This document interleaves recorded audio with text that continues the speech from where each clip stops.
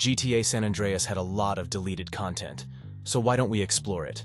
Starting with some cutscenes you probably never seen.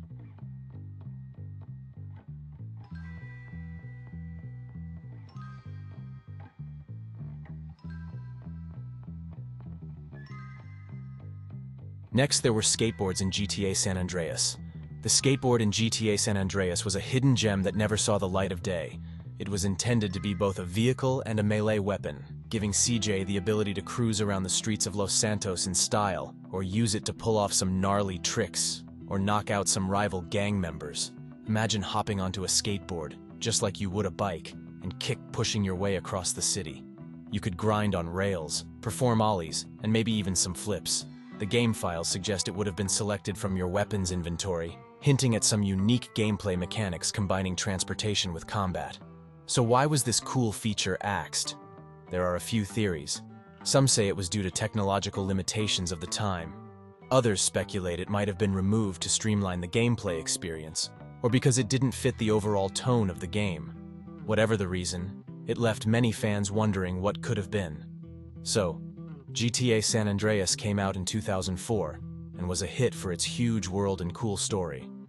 But in 2005, some clever folks found a code in the game that unlocked a minigame that was, well, pretty adult. This minigame was called Hot Coffee, and it let players get into some intimate situations. When this came out, it caused a huge stir. People were upset, there were legal issues, and the game's rating went from mature to adults only. That meant a lot of stores stopped selling it. Rockstar, the game's creators, first said hackers made the mod, but turns out the developers themselves put it in the game and just didn't tell anyone. They probably wanted to avoid the adults-only rating. This whole thing led to Rockstar getting a patch out to remove the content, and they even got hit with a lawsuit for misleading players. The government got involved too, with the Federal Trade Commission giving Rockstar a warning. The hot coffee scandal changed the gaming industry. It made the ESRB tighten up their rules and showed game makers they had to be upfront about what's in their games. Rockstar still likes to push the envelope with their games.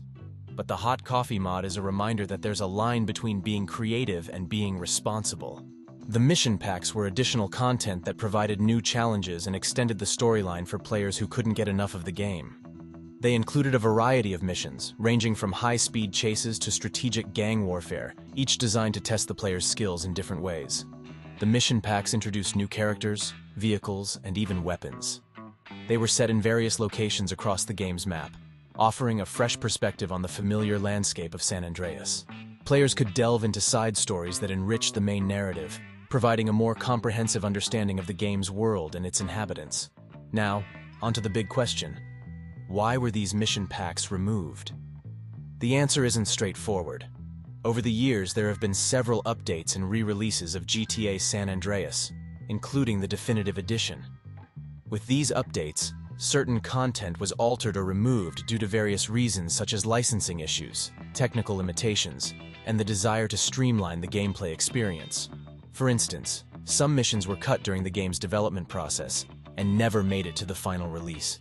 These included missions that were either incomplete or didn't fit with the overall flow of the game. Fan-made recreations of some of these missions do exist, but the original content is no longer available. Additionally, music tracks and other licensed content have been removed from the game over time due to expired licenses. This is a common issue in the gaming industry, where developers must either renew licenses or remove the content from their games. Big Bear, or Barry Thorne, was a member of the Grove Street families and one of the gang's longest-serving members. In the released version of the game, we see him as a thin, drug-addicted character who eventually stands up to his dealer, B-Dupe, and decides to get clean.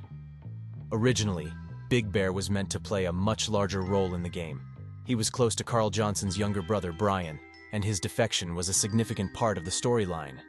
Big Bear's original model was much fatter, suggesting that his weight loss was a part of his character development that was cut from the final game. In the game's development, Big Bear was intended to be a more active character. He had a full set of voice lines, indicating he was meant to appear on the street, probably during a mission, and even be armed. One of the cut missions, All-Terrain Takedown, would have involved Big Bear informing Carl and Sweet about a Russian mafia gang member who could lead them to Big Smoke too. This mission would have added depth to his character and provided more insight into the gang dynamics within the game. The reasons behind the cut content are not entirely clear, but it's common in game development for certain elements to be removed due to time constraints, pacing issues, or changes in the narrative direction. Big Bear's storyline might have been altered to streamline the game's focus on the main plot and ensure a cohesive gaming experience. A shark model exists within the game's data files, which has led to speculation that sharks were intended to be part of the game.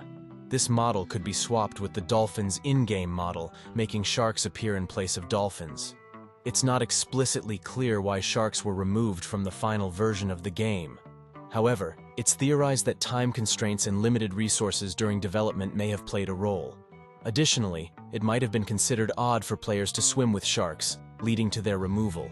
If sharks had been included, they would likely have been part of the game's wildlife, adding to the realism and danger of swimming in the game's oceans. The existing shark model suggests they could have been passive creatures, but this is speculative since they were not part of the final game. So, GTA San Andreas had this cool feature where you could rob stores. It was pretty simple. Walk into a 24/7 shop, pull out a gun, and the clerk would start loading cash into your pockets. It was a neat way to score some extra money and made you feel like a real part of the game's criminal world. But here's the thing. This feature didn't make it to the final game. Why? Well, no one knows for sure because Rockstar Games didn't give an official reason. The word on the street is that it might have been too much for the PlayStation 2 to handle. Or maybe Rockstar wanted to avoid any extra heat from critics. Plus, game development is always a race against time, so they might have just run out of it. Alcatraz Island was a feature present in the beta version of GTA San Andreas. It was supposed to be an island near the Gantt Bridge in San Fierro, based on the real-life Alcatraz in San Francisco. The island was going to be a part of the game's world, complete with its own set of myths and legends, much like the real Alcatraz, which is known for its notorious prison history. Why was Alcatraz Island removed? The exact reasons for the removal of Alcatraz Island from the final version of the game remain unknown. It's speculated that during the development process, the game's narrative and scope might have shifted, leading to the decision to cut the island from the game. Some say it could be due to technical limitations or to streamline the game's focus on the main storyline. Personally, I think the inclusion of Alcatraz Island would have added a rich layer of depth to the game's setting. Imagine the missions that could have taken place there, the secrets and Easter eggs waiting to be discovered. It's a shame that it didn't make it to the final cut, but the mods community has done a fantastic job of bringing it back to life for us to explore. GTA San Andreas, a name that resonates with freedom, adventure, and earthquakes? Yes, you heard that right. Rockstar Games initially planned to include a real-time earthquake mechanic in the game, which honestly would have been as epic as it sounds. The game is a love letter to the West Coast, and what's more Californian than a good old shake of the earth? Picture this. You're in the middle of a high-speed chase, the police are on your tail, and suddenly, the earth starts to rumble beneath your wheels. Buildings crumble, roads crack, and chaos ensues. This was the vision Rockstar had for San Andreas, an immersive world where not even Mother Nature played by the rules. But why didn't this seismic feature make it to the final game? Well, it turns out that simulating natural disasters is no small feat. The developers found that while the idea was cool, the reality was a coding nightmare. Glitches galore. Cars flying without drivers, the game's physics engine going haywire. It was a mess. Rockstar's ambition was as vast as the San Andreas map itself. They wanted to push the envelope, to create a living, breathing world where anything could happen. And let's be real, the idea of dynamic earthquakes is downright awesome. It's a testament to the creative spirit of the developers, always striving for that next level of realism. For those who love to dig into the game's files, the remnants of this feature are still there, buried like archaeological treasures. With some tweaks, you can actually trigger these quakes, experiencing firsthand the feature that almost was. It's a hidden gem for the curious and the modders. Now, if you ask me, the earthquake feature would have been a game changer. It's one of those things that could have added an extra layer of unpredictability and excitement to an already thrilling game. Sure, it might have been a bit over the top, but isn't that what GTA is all about? Pushing boundaries, breaking rules, and living on the edge? And we are done. I hope you enjoyed the video. Let me in the comments what type of videos you want to see more. I'll see you in the next one. Take care.